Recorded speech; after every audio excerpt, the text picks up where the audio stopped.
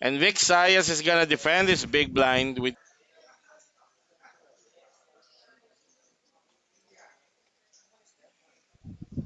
and out flopping. He might not be si Vic might not be that confident because there's an ace on the flop which could very well paniwalaan na may ace pero at baka ikatok na ni Maiko.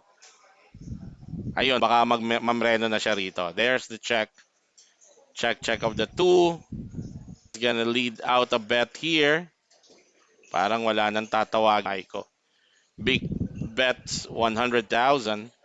That's half, almost half of the stack. Yes, that's half of the stack of Maiko. Parang wala nang tatawagin yung jacks ni Maiko. Lahat ng katalunan niya nandyan na.